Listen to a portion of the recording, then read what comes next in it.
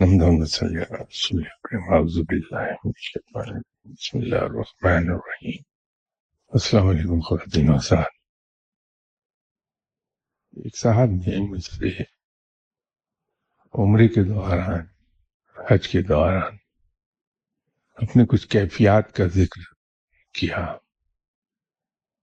وہ بڑے خوشبو خضو کے ساتھ خانہ کعبہ کے سامنے کھڑے ہو کے دعا مانگ رہے تھے. جہاں دوسری دعائیں مانگی،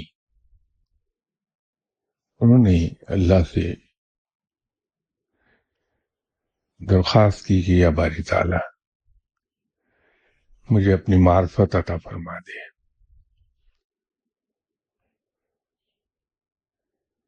معرفت الہی کے سوال کے فوراً بعد ان کے ذہن میں ایک خود بخود خیال آیا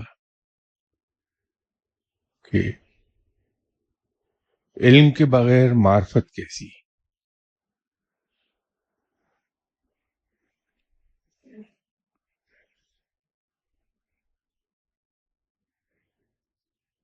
بات وہ حقیقت تھی.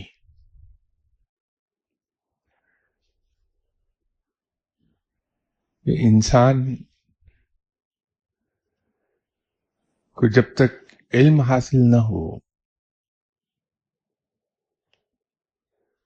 اس وقت تک وہ اچھے اور برے کی پہچان نہیں کر پاتا. جب انسان کے اندر اچھے اور برے کی تفریق ختم ہو جائے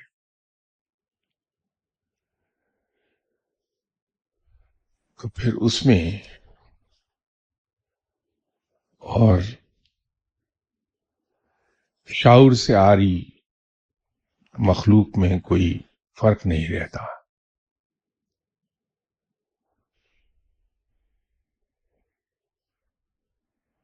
ہم اکثر بیشتر جا کے اولیاء اکرام کے پاس بیٹھتے ہیں، بزرگوں کے پاس جا کے بیٹھتے ہیں. خواہش ہماری یہ ہوتی ہے کہ اس بزرگ کے پاس جا رہے ہیں تو اس برکت سے ہماری دنیا سنور جائے گی، ہمارے کام ہو جائیں گے سب، ہمیں کوئی تکلیف نہیں آئے گی، ہم خوشحالی کی زندگی بسر کریں گے. اکثریت کی خواہش یہی ہوتی ہے. کہیں کہیں آپ کو چیدہ چیدہ ایسے لوگ بھی مل جائیں گے جو ان بزرگوں کے پاس جاتے ہیں تو ان کی خواہش یہ ہوتی ہے کہ ہمیں رب کی دوستی مل جائے. یہ اور بات ہے کہ کہیں ان میں ایک بڑی اکثریت وہ ہوتی ہے جن کے at the back of the mind یہ ہوتا ہے کہ اگر اللہ کی دوستی مل گئی تو ہماری دنیا آسان ہو جائے گی. بہت کم لوگ ہیں جو اللہ کی دوستی برائے دوستی مانگتے ہیں.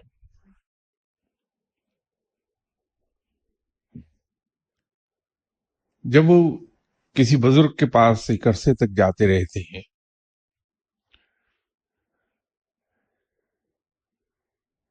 تو ایک سوال ان کے ذہن میں سر اٹھاتا ہے. مجھے 6 سال ہو گئے، 10 سال ہو گئے، 15 سال ہو گئے اس بزرگ کے پاس جاتے ہوئے، مجھے ملا کیا؟ میں تو وہیں کا وہیں کھڑا ہوں.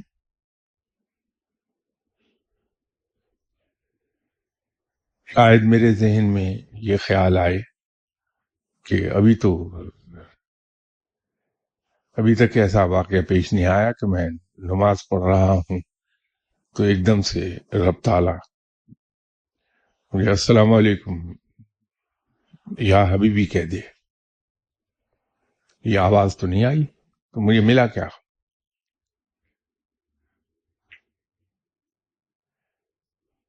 वो बुजुर्ग असल में हमारे साथ जो सलूक कर रहा होता है, जिसका हमें अदराक नहीं हो पाता, वो एक ट्रीटमेंट दे रहा होता है हमें। हम लोग इस वक्त लिबास पहने हुए हैं,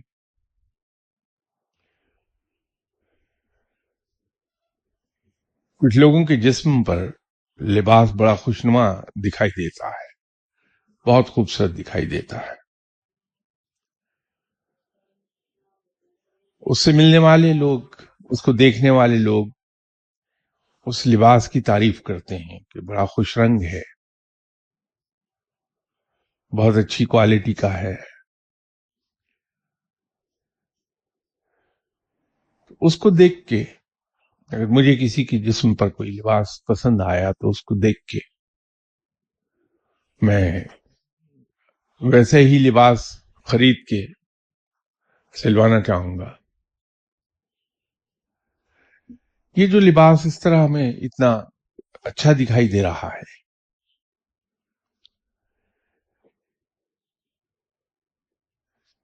इसके बारे में कभी भी, अगरचे हम जानते सभी हैं, लेकिन हमने इस पे गौर नहीं किया कभी कि इस खुशनुमा लिबास को हमारे जिस्म पर आने तक के लिए किन किन मराहिल से गुजरना पड़ा है। उसकी इब्तदा जमीन पर हल चलाने से हुई है। एक किसान ने चिलचिलाती धूप में पूरा पूरा दिन जमीन में हल चलाया है, उसमें बीज बोया है, उस पौधे की परवरिश की है और हिफाजत की है, उसे कीड़े से बचाने के लिए उसने तगोदो की है, दवाइयों का इस्तेमाल किया है, पेस्टिसाइड्स का। जिनिंग फैक्ट्री में उस रुई की जिनिंग हुई है, स्पिनिंग मिल में वो मुख्तलिफ मराहल से गुजरता हुआ धागे की शक्ल इख्तियार किया है और उसके बाद वीविंग मिल में उसे कपड़े की शक्ल दी गई है उस धागे को, और फिर उसकी डाइंग की गई है, और डाइंग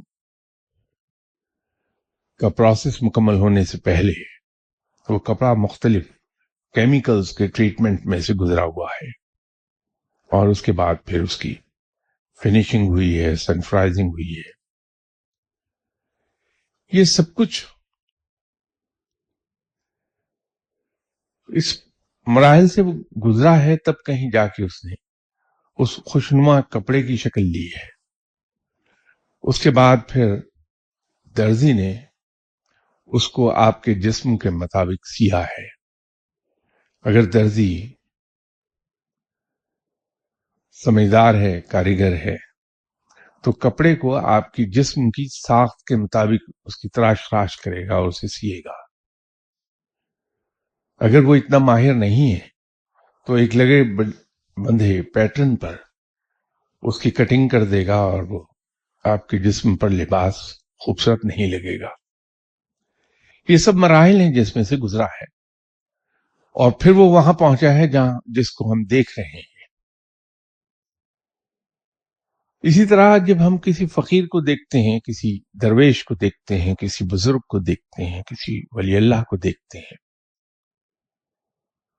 हम उसको उस वक्त देख रहे हैं जब वो अपने अरूज पर पहुंचा है, क्योंकि वहां उसको रब ताला ने शोहरत दी है, और वो शोहरत रफ्ता रफ्ता हम तक भी पहुंची है, और हम उसकी उस शोहरत से मुतासिर होकर उससे जाके मिले। अब ये हम कभी नहीं जान पाएंगे कि वो पिछले 40-45 साल या 50 साल किन मराहिल से गुजरा है, किन किन चीजों को उसने देखा है, किस मिल में से उसे गुजारा गया है, किस दुख से वो गुजरा है, किस किस इम्तिहान में वो कामयाब हुआ है, कहां कहां उसके पांव फिसले हैं और दोबारा से उसे मेहनत करनी पड़ी है। हम सिर्फ जब उसको देख रहे हैं तो उस वक्त की जिंदगी उसकी देख के मुतासिर होते हैं। उसका नतीजा क्या निकलता है कि अगर मैंने किसी वली अल्लाह को देखा, किसी दरवेश को देखा, किसी बुजुर्ग को देखा, किसी फकीर को देखा, तो मैं उसके पास जाके बैठने लगा। अब मैंने अपनी पूरी जिंदगी को एक खास सांचे में ढाला नहीं, जैसे मैंने कपड़े की मिसाल आपको दी। जिंदगी मेरी उसी डगर पर चल रही है जिस डगर पर मैं पहले चल रहा था। उस बुजुर्ग के पास जाके मैं बैठता हूं, अपने आप को तब्दील नहीं करता।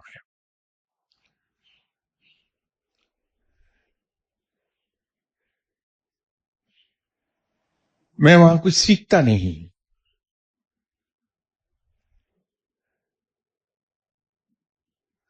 हर हर मकाम पर मैं अपनी अक्ल को इस्तेमाल करता हूं।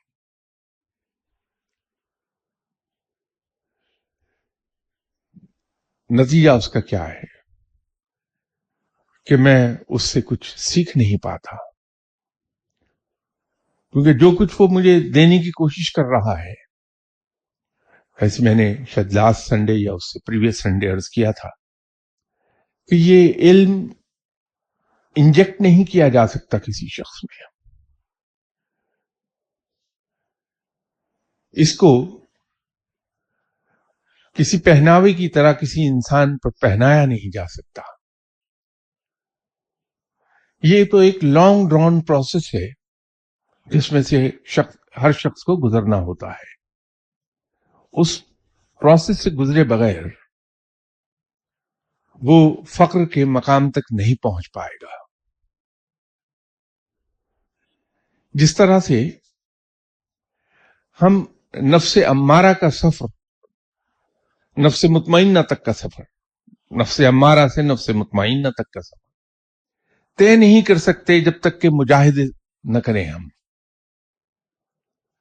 अपने नफ्स के खिलाफ जहाद न करें, अपनी ख्वाहिशात के खिलाफ जहाद न करें, तो हम नफ्से अम्मारा से नफ्से मुतमइन्ना तक का सफर तय नहीं कर सकते।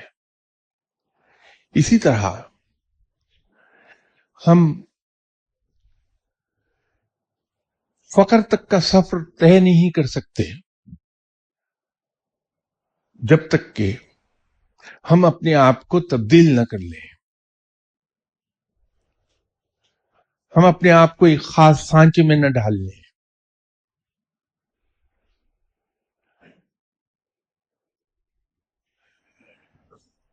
वो सांचा क्या है? वो सांचा सामने बैठा हुआ फकीर है जहां जाके मैं बैठा हूं। जब तक कि मैं उसकी तकलीद नहीं करूंगा, और तकलीद के लिए याद रखिए कि अपनी अक्ल को कुछ देर के लिए एक तरफ रखना पड़ता है, अपनी मर्जी को एक तरफ उठा के रखना पड़ता है। स्लेट पर जहां तहरीर लिखी है, आप उस पर एक नई तहरीर लिख नहीं सकते जब तक कि पहली लिखी हुई तहरीर को मिटा ना दें। आप ब्लैक बोर्ड पर तहरीर लिखी है, आप उस पर कोई नई तहरीर नहीं लिख पाएंगे जब तक कि उस ब्लैक बोर्ड को ब्लैंक ना कर दें। बिल्कुल उसको डस्टर के जरिए हम साफ करते हैं और उसके बाद नई तहरीर उस पर आती है। उसके बगैर आ नहीं सकती। हम टोइयां मारते रहेंगे, आधा तीतर और आधा बटेर हो जाएंगे। जिस तरह तहरीर पर लिखी हुई तहरीर दोनों एक दूसरे में इस तरह से उलझ जाती हैं कि हम न पहली लिखी हुई तहरीर पढ़ सकते हैं, न बाद में ताजी लिखी हुई तहरीर पढ़ पाएंगे। वो गडमड हो जाती हैं आपस में, पढ़ ही नहीं पाते हम। इसी तरह जब तक कि हम पहले की बनी हुई आदत, पहले का हासिल किया हुआ इल्म جب تک اس کی نفی نہیں کر دیں گے، ہم اس کو مٹا نہیں دیں گے، اس پر نئی تحریر آ نہیں سکتی.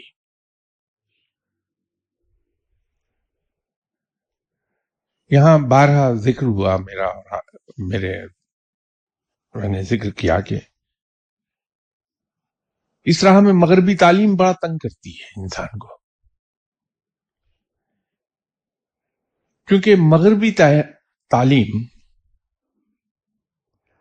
لاجک کے ذریعے سے، دلیل کے ذریعے سے آپ کو سکھائی جاتی ہے.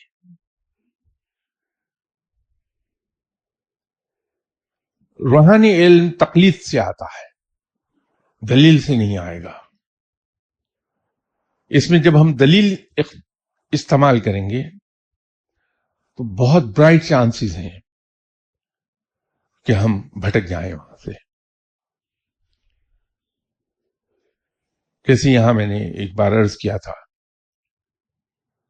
کہ دنیا کا کوئی کلیہ، کوئی قاعدہ، کوئی علم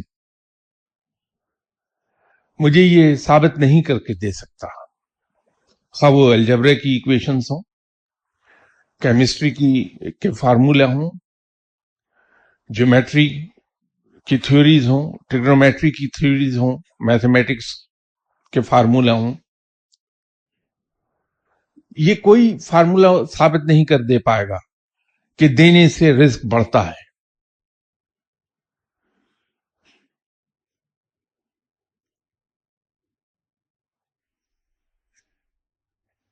کوئی فارمولہ یہ مجھے ثابت کر کے نہیں دے سکتا کہ ماں باپ کی خدمت کرنے سے انسان کو عزت ملتی ہے.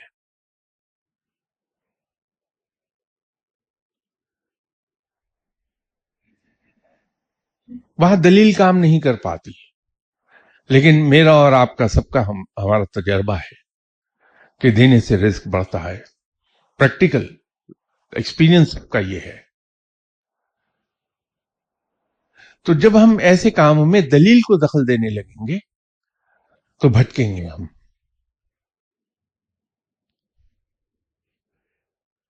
معرفت علم کے بغیر اس کی مثال بالکل ایسی ہو جائے گی. بچپن میں ہم ایک قصہ سنا کرتے تھے کہ 4 دوست ایک مسجد میں گئے نماز پڑھنے. اس وقت وہاں کوئی نہیں تھا، لیکن انہیں گمان ہوا کہ نماز کا وقت ہو چکا. تو چاروں نے نماز پڑھنی شروع کی. جب یہ نماز پڑھ رہے تھے تو مؤذن آ گئے. تو ان چاروں میں سے نماز پڑھتے پڑھتے ایک صاحب نے کہا کہ بھائی مؤذن، نماز کا ٹائم تو ہو چکا، آپ نے اذان دے دی یا نہیں دی؟ اب نیت باندھے ہوئے تھا، نماز پڑھ رہا تھا. نماز کے دوران اس نے مؤذن سے گفتگو کی. تو ساتھ اس کے جو کھڑا تھا صف پہ، جو نماز پڑھ رہا تھا، اس نے کہا بے وقوف، یہ کیا کیا تم نے؟ اس طرح بولنے سے تو تمہاری نماز جاتی رہی. تو تیسرے نے سنا کہ پہلے نے تو مؤذن سے بات کر کے نماز اپنی کھوٹی کر لی، دوسرے نے اس کو کریکٹ کرتے کرتے اپنی نماز کھوٹی کر لی. تو یہ اس کو کہنے لگا تم دونوں ہی بیوقوف ہو، تمہاری نماز بھی جاتی رہی، وہ بھی نہیں ہوئی. تو خود اس کی اپنی نماز چلی گئی. تو چوتھے نے کہا کہ بھائی میں نے تو تمہیں پہلے ہی کہا تھا کہ نماز کے دوران بولنے سے نماز جاتی رہتی ہے. تو چاروں کی نماز گئی. اب اگر کہیں وہاں علم ہوتا، نماز کے آداب کا علم پڑھا ہوتا، تو ایک نے اگر غلطی کی تھی تو دوسرا خاموش ہو جاتا، بولتا نہ، تو باقی 3 کی نماز ہو جاتی. علم کے نہ ہونے سے ان چاروں کی نماز جاتی رہی.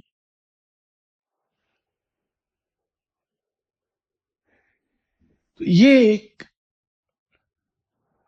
ایسا سلسلہ ہے کہ ہم بغیر علم کے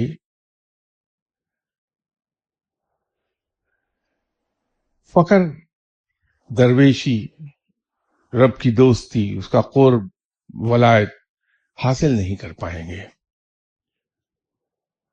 اگر ہم خوش قسمتی سے کسی سمجھدار بزرگ کے پاس چلے گئے تو وہ کبھی بھی ہمیں وظائف کی راہ پر پہلے نہیں ڈالے گا، پہلے تربیت کرنا چاہے گا،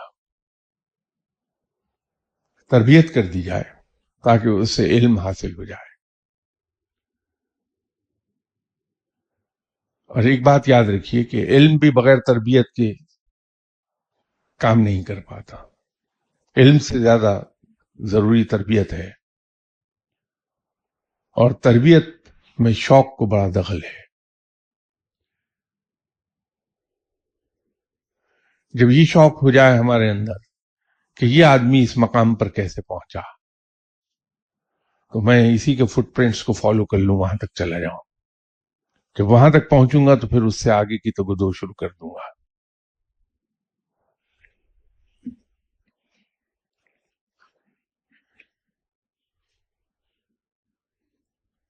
کسی صاحب نے سلپ بھیجی ہے کہ امت مسلمہ اس وقت جس انتشار اور افتراق میں کا شکار ہے، صوفیاء کرام اس کے تدارک و علاج کے لیے کیا کر رہے ہیں؟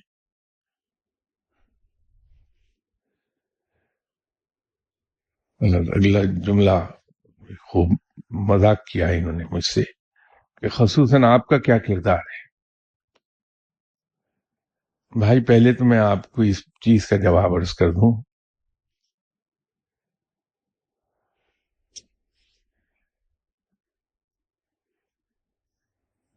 کہ میرا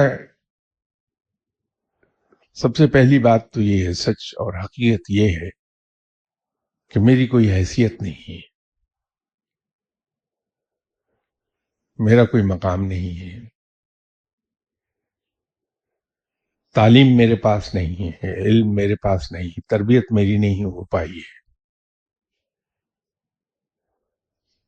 تو جو شخص خود بے حیثیت ہے وہ کیا کردار نبھائے گا، اپنا کیا کردار ادا کرے گا؟ تو اس میں سے مجھے تو آپ پہلے مائنس کر دیجئے کہ میں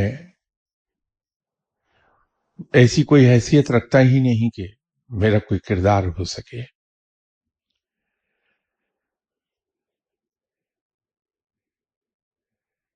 باقی رہ گئی یہ بات کہ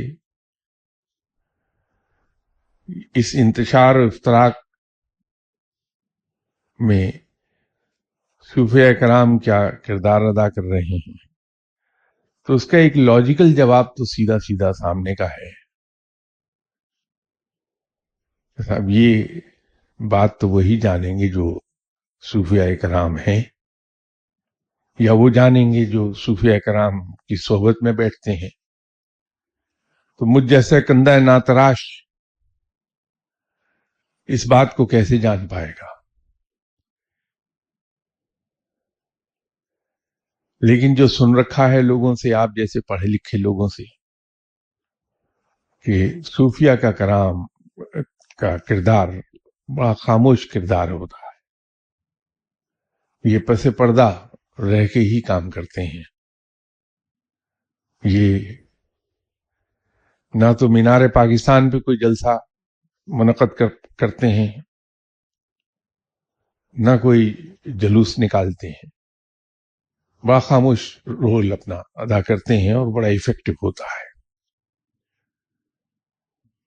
بہت زمانہ پہلے یہیں گفتگو کرتے ہوئے میں نے آپ سے ایک گزارش کی تھی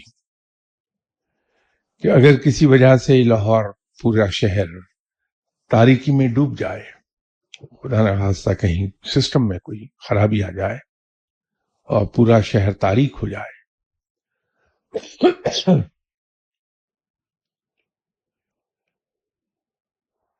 ایک شخص جو صاحب علم ہو، سمجھدار ہو، اللہ نے اسے عقل عطا کی ہو، وہ دیکھے کہ میرے گھر میں ایک موم بتی ہے تو موم بتی جلا کے اپنے گھر کے باہر کھڑا ہو جائے، تو اتنے بڑے شہر میں وہ ایک موم بتی تاریکی کا کچھ نہیں بگاڑ سکتی، ज्यादा से ज्यादा 10 फुट के रेडियस में रोशनी फैला देगी, 15 फुट रेडियस में रोशनी फैला लेगी। तो इतने बड़े शहर की तारीकी उससे दूर नहीं हो सकती। देखने वाले शायद उसे दीवाना कहें कि इतने बड़े शहर में एक मोमबत्ती लेके खड़ा है कि शहर में रोशनी हो जाए। लेकिन होगा क्या कि थोड़ी ही देर में उसकी देखा देखी कुछ और लोग मोमबत्तियां जला के बाहर आ जाएंगे और ये सिलसिला चल निकलेगा, हत्ता कि पूरा शहर रोशन हो जाएगा। तो जो सूफी हैं, फकीर हैं, दरवेश हैं, वो अपना किरदार इस तरह से अदा करते हैं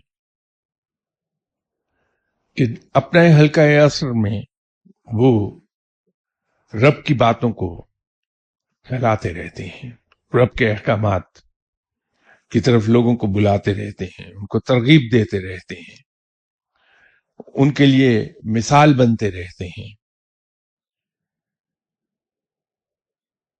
ये दायरा बिल्कुल उसी तरह फैलता चला जाता है जैसे हम किसी तालाब के दरमियान में एक छोटा सा कंकर फेंकते हैं तो वहां लहर पैदा होती है और फिर वो लहर, उस लहर के नतीजे में दूसरी लहर पैदा होती है, तीसरी, हत्ता कि किनारे तक वो लहर जाती है। हालांकि वो कंकर बिल्कुल छोटा होता है उस तालाब के मुकाबले पर, लेकिन वो लहरें उठती हैं और किनारे तक फैल जाती हैं। तो मेरा ख्याल है कि शायद सूफिया कराम, दरवेश निहायत खामोशी के साथ उस तालाब में वो अपना एक कंकर फेंकते रहते हैं, उससे लहरें फैलती हैं, बनती हैं और किनारे तक फैलती चली जाती हैं। एक वक्त आता है कि पूरा मुआशरा तब्दील हो जाता है। तो सूफिया कराम मेरे गुमान के मुताबिक शायद ऐसा ही कोई रोल अदा कर रहे होंगे।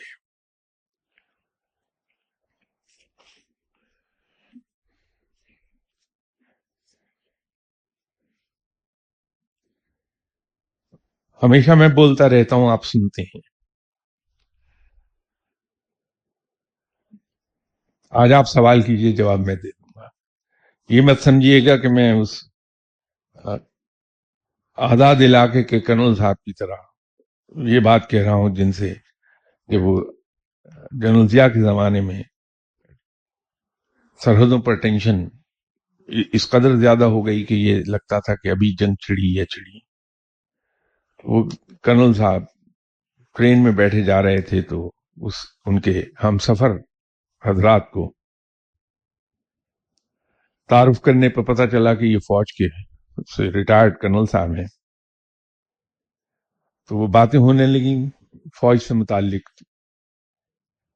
एक पुल पर से ट्रेन गुजरी, वहां मिसाइल वगैरह फिट किए हुए थे फौज ने, तो उसको देख के उस डब्बे में सफर करने वाले सिविलियंस को ध्यान आया। तो उन्होंने कहा कि कर्नल साहब, आप फौजी हैं, जरा अपनी एक्सपर्ट राय तो दीजिए कि हमने 3 जंगें अब तक लड़ी हैं, एक में आजाद कश्मीर हमारे हाथ आ गया, हमने गेन कर लिया, 65 की लड़ाई तकरीबन बराबर खत्म हो गई, 71 में ईस्ट पाकिस्तान हमारे हाथ से जाता रहा। ये जो जंग अब शुरू हो रही है, आपके ख्याल में इसका नतीजा क्या निकलेगा? तो उन्होंने अपनी पठान की उर्दू में जवाब दिया कि खोजा, हम ये सब हम नहीं जानता है कि नतीजा क्या निकलेगा। हम एक बात जानता है, पहले हम लड़ता था, आप नगमे लिखता था, इस मरतबा हम नगमे लिखेगा, लड़ेगा आप।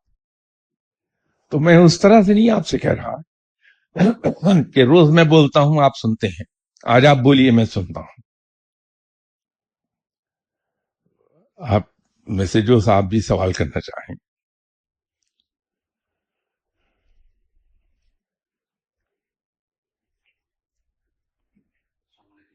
वालेकुम अस्सलाम।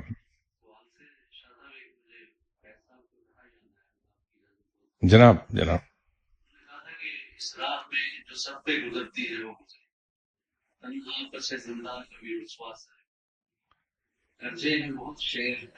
سرے گوشائے منبر کڑکے ہیں اہل حکم پر سر تلوار چھوٹا نہیں اپنوں سے کوئی طرز ملامت چھوڑی نہیں پیروں میں کوئی نام کے دشمن اس عشق نام سے عشق پہ نادم پر مگر دل اور داغ ہے اس دل میں بلوز داغ ہے. تو میں یہ جاننا چاہتا تھا کہ کیا سب صوفیاء کرام کا ایک ہی دستور ہے یا مختلف انداز ہوتا ہے؟ میں نے شاید لاسٹ سنڈے عرض کیا تھا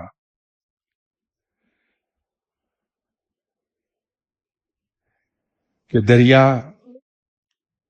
کے مختلف دریاؤں کے منبع مختلف ہو سکتے ہیں،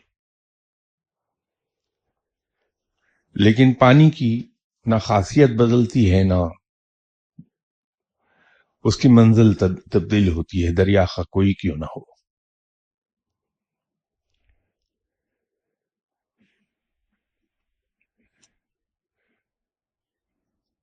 سبھی دریا نشیب کی طرف بہتے ہیں اور بالآخر سمندر میں جا گرتے ہیں. شیخ مختلف سلسلوں سے تعلق رکھتے ہیں، راہیں ان کی تربیت کی راہ، تربیت کا انداز، ان کا اسلوب مختلف ہو سکتا ہے، لیکن رخ سب کا ایک ہی منزل کی طرف ہے اور پہنچتے سب ایک ہی مقام پر ہیں. اس کو مت دیکھیے کہ کوئی کیسے تربیت کر رہا ہے، رخ سب کا ایک ہی جانب ہوگا اور منزل سب کی ایک ہی ہوتی ہے، وہ ہے رب تعالی. رب تعالی کے بتائے ہوئے راستے پر چلنا اور اس راہ پر چلتے چلتے رب کی دوستی حاصل کرنا، اس کا قرب حاصل کرنا، لیکن اسلوب مختلف ہو سکتے ہیں.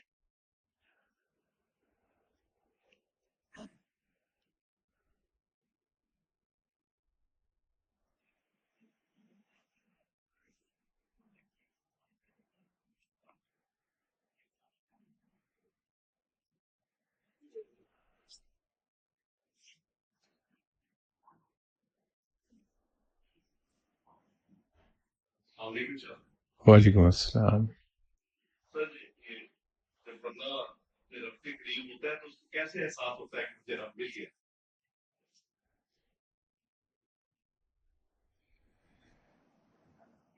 میں نے کبھی بچپن میں کہیں پڑھا تھا، بہت پرانی بات ہے،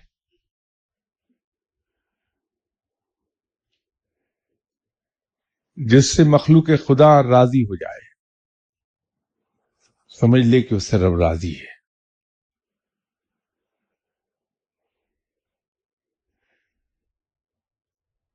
ایک عجیب چیز ہے کہ باوجود اس حقیقت کے کہ فقیر کے مخالفین کی تعداد بے پناہ ہوتی ہے،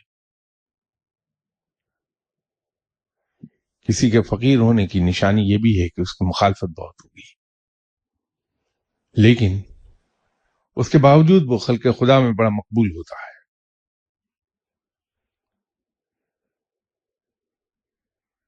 تو یہ رب کے راضی ہونے کی ایک نشانی ہے.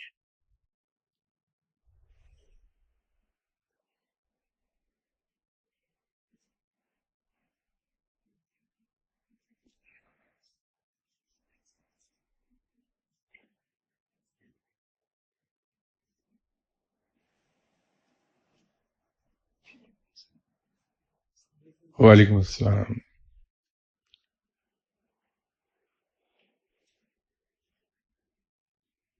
سر یہ کہہ رہے ہیں کہ مزار ایک مزار ایک ڈیفینیٹ اسٹیجز ہے یہ اس کے بعد سوچتے ہیں ساری زندگی بندہ یہ تو مزار رہتے ہیں اس کے بعد وہ پوری اسٹیج پہ چلا جاتا ہے پر دوسرا کیسے اس کی اعظم چلے گا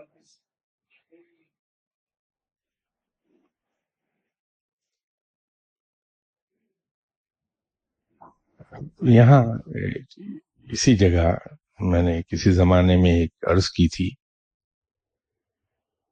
کہ پہلا مقام فقیر ہے.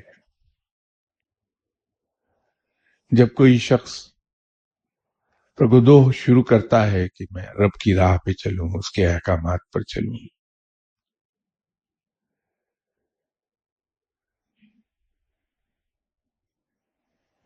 اور اس پہ عمل کرنے لگتا ہے، تو وہ فقیر کہلاتا ہے. اور اس تمام عرصے میں اس پر جدوجہد، کوشش، مجاہدہ، چلہ، نفلی عبادات، نفلی روزے، یہ تمام اس میں سے گزر رہا ہوتا ہے.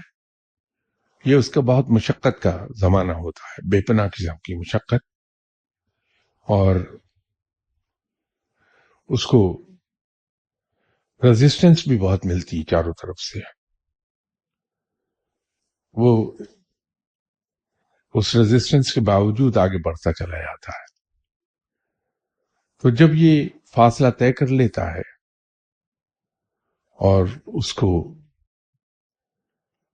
علم کا ایک خاص مقام حاصل ہوتا ہے، تو وہاں پھر وہ صوفی کہلانے لگتا ہے.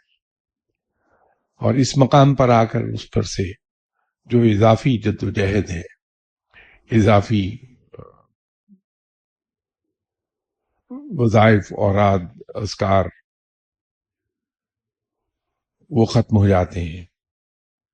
وہ پھر فرض عبادات اور اس کے ساتھ ذکر الہی وہ کرتا رہتا ہے. اس پر سے مشقتیں ختم ہو جاتی ہیں.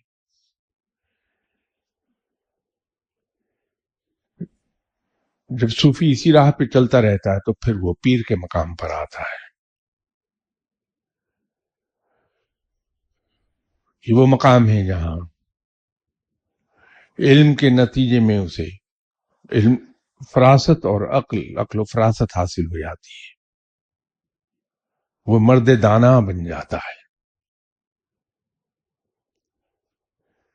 یہ 3 مرحلے ہیں جن میں سے وہ گزرتا ہے. دوسرا آپ نے کیا سوال کیا تھا؟ اس میں اعظم کا وجود ضرور ہے.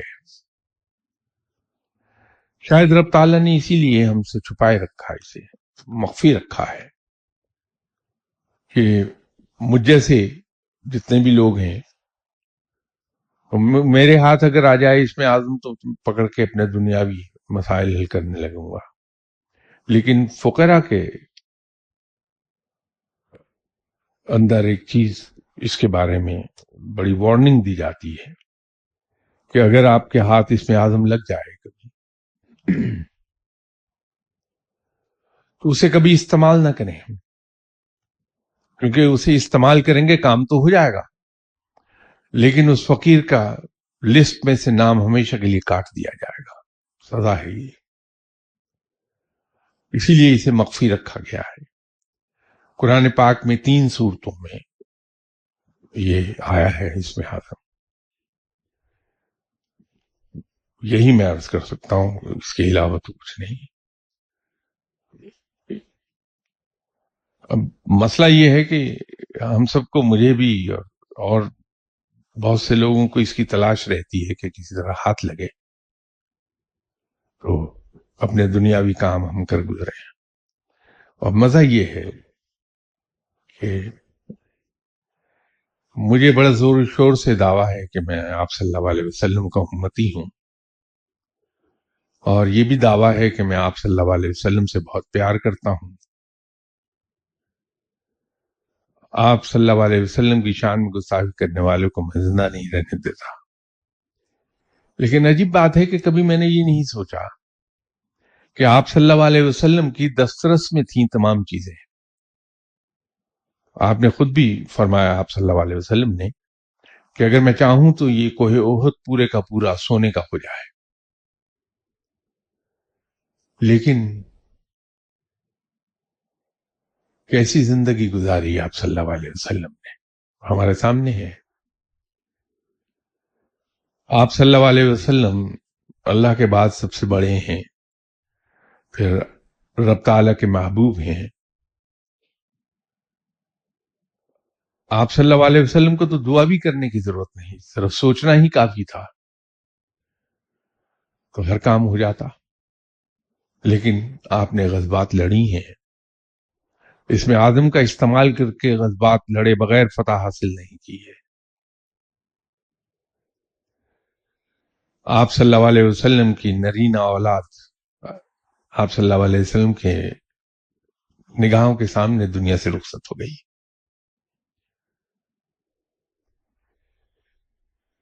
آپ صلی اللہ علیہ وسلم کو یہودی سے قرض بھی لینا پڑا ہے.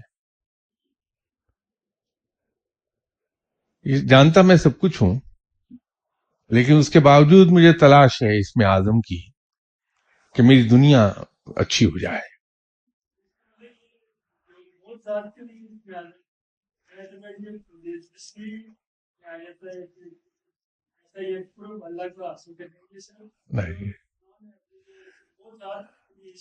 نہیں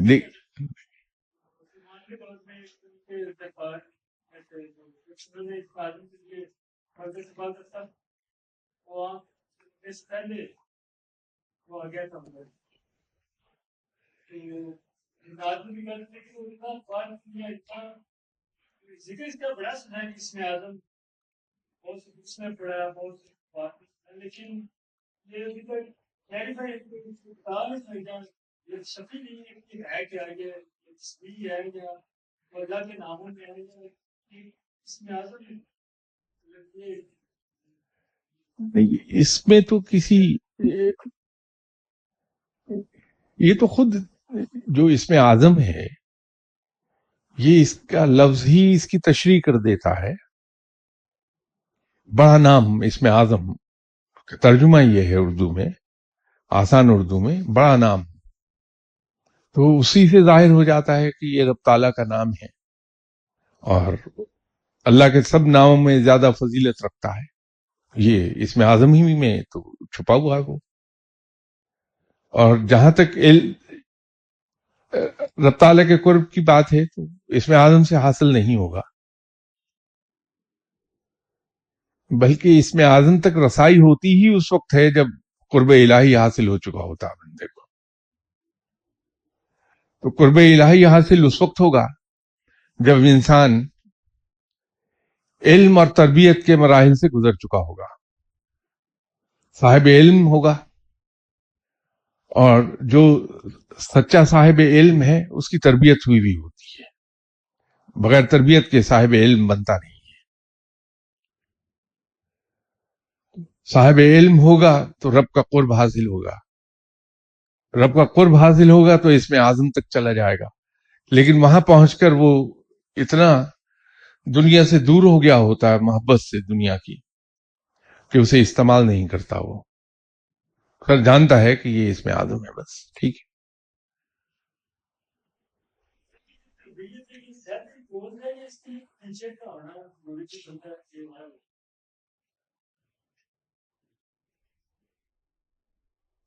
تربیت ہے اس کے لیے سیلف امپوز بننا اپنی تربیت کرتا ہے، پڑھ کی غلطیاں کر کی اپنے سے بات سے، یا اس کے لیے ضروری ہے کس ٹیچر میں ضرورت ہے یا آپ کو ایک زمانے میں میں نے فلائنگ کے لیسن لینے شروع کیے تھے، تو ہمیں سکھایا یہ جاتا تھا کہ ہم نے جس مقام پر پہنچنا ہے اس کی ہیڈنگ ہم ورک آؤٹ کر لیں. اب وہ ہیڈنگ ورک آؤٹ کرنے کے لیے ضروری یہ تھا کہ ہم نیویگیشن جانتے ہوں، اور اس نیویگیشن میں بنیادی جو چیز پڑھائی جاتی تھی وہ یہ تھی کہ ہر ایک مقام کا ایک لیٹیٹیوڈ اور لانگیٹیوڈ ہے، زمین لیٹرلی تقسیم کی ہوئی ہے فرضی خطوط کے ذریعے سے اور ورٹیکلی بھی تقسیم ہوئی ہوئی ہے. تو یہ لانگیٹیوڈ اور لیٹیٹیوڈز ہیں وہ.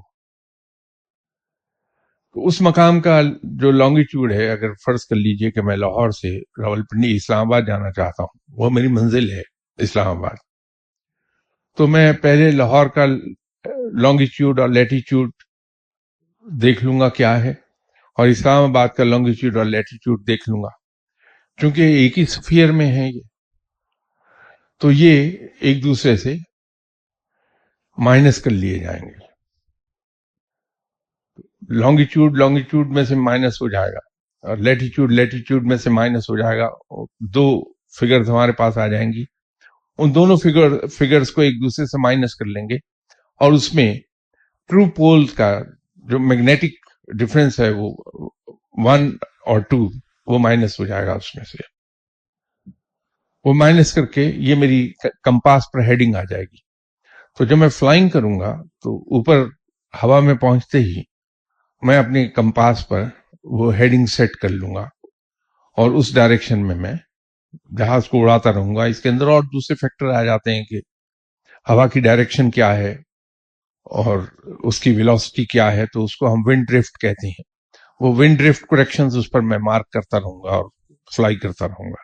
بالآخر میں اسلام آباد جا پہنچوں گا. یہ بڑا پرانا سسٹم تھا، بیسک، وہ آج بھی سکھایا جاتا ہے. تو اس کے بعد ایک سسٹم آ گیا VOR سسٹم. مختلف جگہوں پر VOR سٹیشنز لگے ہوئے تھے، اس سے بیپ آتی تھی، ریڈیو سگنل آتا تھا، اس کو ہم فالو کرتے رہتے تھے تو ہم پہنچ جاتے تھے. اسی طرح اس کے اندر بھی بات یہ ہے کہ پہلے ہمیں اپنا گول سیٹ کرنا ہے کہ ہمیں جانا کہاں ہے، قرب الہی حاصل کرنی. تو پھر اس کی راہ ہم دیکھتے ہیں کہ وہ کون لوگ ہیں جو رب کے مقربین میں شامل ہوئے. تو ان میں سے کسی ایک کو جہاں ہمارا دل جمے ہم اس کو پکڑ لیتے ہیں اور اس کو فالو کرتے ہیں. پھر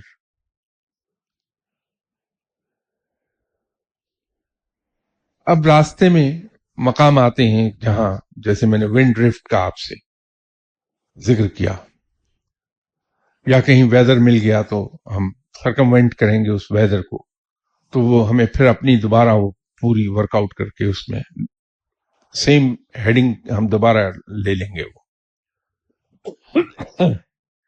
تو زندگی میں اس راہ پہ چلتے ہوئے ڈسٹریکشنز آتی ہیں.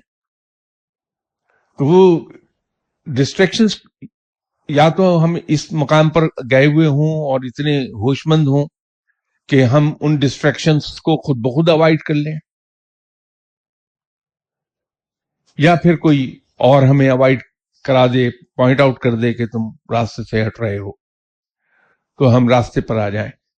یہ جو راستے کی نشاندہی کرنے والا ہے انسان ہے، اسی کو ہم مرشد کہتے ہیں، اسی کو گائیڈ کہتے ہیں. احتمال یہی ہوتا ہے کہ انسان ڈسٹریکشنز کا شکار نہ ہو جائے اور راہ سے بھٹک نہ جائے. جیسے شاید لاسٹ سنڈے یا اس سے پریویس سنڈے میں نے عرض کیا تھا کہ اس راہ پر چلنے والے لوگ پہلا ہی قدم جو ہے، پہلی اچیومنٹ کہہ لیجئے، پہلا انعام کہہ لیجئے، پہلی ڈیولپمنٹ کہہ لیجئے، whatever you want to like to call it, وہ یہ ہے کہ جنات دکھائی دینے لگیں گے، جنات سے بات ہو جائے گی. تو اکثریت وہیں رک جاتی ہے، وہ یہی سمجھتے ہیں یہ منزل آ گئی. لیکن اگر آپ کا مرشد اسٹرانگ ہے تو وہ آپ کو اس راہ پہ اس مقام پر رکنے نہیں دیتا، وہ آپ کا ہاتھ پکڑ کے اس سے آگے لے جاتا ہے. اس کے بعد جب انسان کی سیر و تفریح شروع ہوتی ہے تو آدمی یہ سمجھتا ہے شاید میں ولی اللہ ہو گیا، ایک مقام پر جا پہنچا. تو یہی مرشد کام آئے گا، کیونکہ وہ ان راہوں سے گزرا ہوا ہے. وہ انسان کا ہاتھ پکڑ کے رکنے نہیں دیتا، یہاں سے آگے لے جاتا ہے انسان کو. مرشد یہاں کام آتا ہے، استاد یہاں کام آئے گا. اس لحاظ سے کہا جاتا ہے کہ اگر انسان کا کوئی مرشد ہے تو وہ بھٹکتا نہیں ہے. وہ جملہ جو ہم سنتے ہیں کہ مرشد کا ہونا ضروری ہے کہ انسان بھٹکتا نہیں ہے، وہ اصل میں یہ چیز ہے. وہ دنیاوی معاملات نہیں ہے. دنیا میں تو شاید اپنے مرشد سے زیادہ عقل میں آپ زیادہ ہوں، وہ اس وجہ سے ہی کہا جاتا ہے.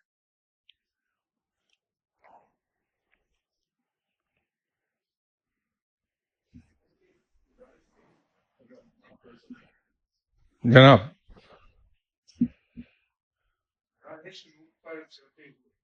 جناب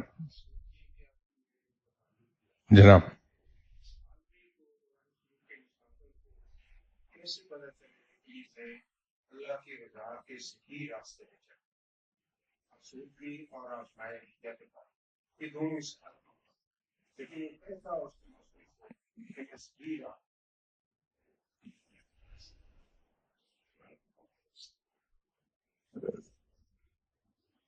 صاحب میں یہ تو نہیں جانتا کہ کیسے پتہ چلے گا کہ یہ آسودگی ہے یا تکلیف ہے. البتہ میں ایک بات جانتا ہوں کہ جس ہستی صلی اللہ علیہ وسلم کا میں امتی ہوں، آپ صلی اللہ علیہ وسلم کو لوگوں کی طرف سے دی جانے والی تکالیف، پہنچائی جانے والی اذیتیں، وہ ہٹا نہیں سکی تھیں. وہ رب ہی کو پکارتے رہے صلی اللہ علیہ وسلم. تو میرے پاس ایک نمونہ موجود ہے، ایک شمع موجود ہے جس کی روشنی مجھے دکھائی دیتی ہے. میں خاموشی سے اس روشنی میں سفر طے کرتا رہوں گا، بغیر یہ دیکھے، بغیر یہ سوچے کہ یہ جو تکالیف آ رہی ہیں یہ کیا ہیں، یہ آسودگی جو آئی یہ کیا ہے. خاموشی سے میں اس راہ کی پر چلتا چلا جاؤں گا. اس لیے میں ہمیشہ ایک بات عرض کرتا ہوں کہ میرے اور آپ جیسے لوگ جو علم سے بے بہرا ہیں، سمجھ سے ناواقف ہیں، ان کے لیے سب سے آسان ترین حل یہ ہے کہ ہم آپ صلی اللہ علیہ وسلم کی حیات طیبہ پر نظر رکھیں اور کوشش کر لیں کہ ہم آپ صلی اللہ علیہ وسلم کی اتباع کر سکیں. سب سے سیف راستہ یہ ہے.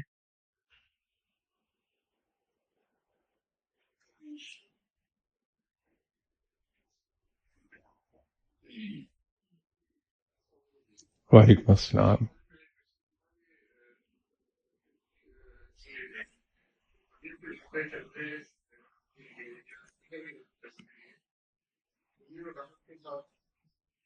چلتے ہیں یا چھوٹا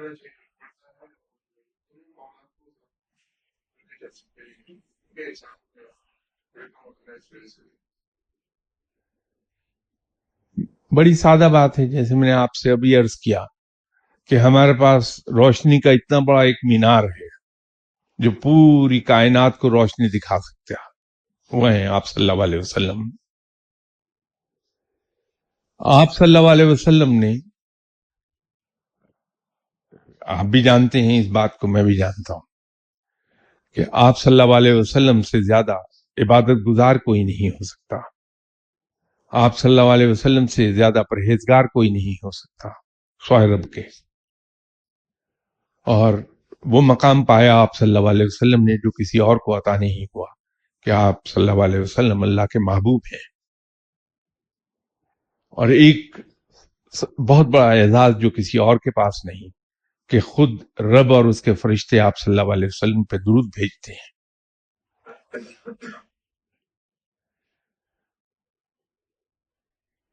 آپ صلی اللہ علیہ وسلم نے نہ دنیا ترک کی نہ عبادات. آپ صلی اللہ علیہ وسلم نے دنیا بھی بھرپور طریقے سے گزاری ہے، اور دین تو خیر اس پہ تو کچھ کہنے کی بات ہی نہیں ہے.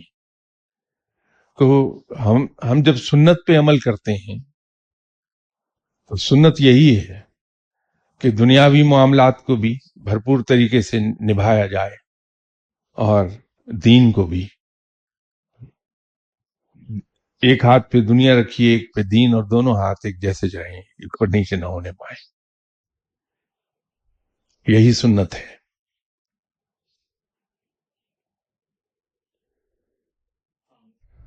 وعلیکم السلام. سر یہ جو اپنی پیشوا کی پورٹریٹ میں چلنے کے لیے فزیکل اٹیچمنٹ جو ہے، یہ اگر ہم جتنا زیادہ کریں گے تو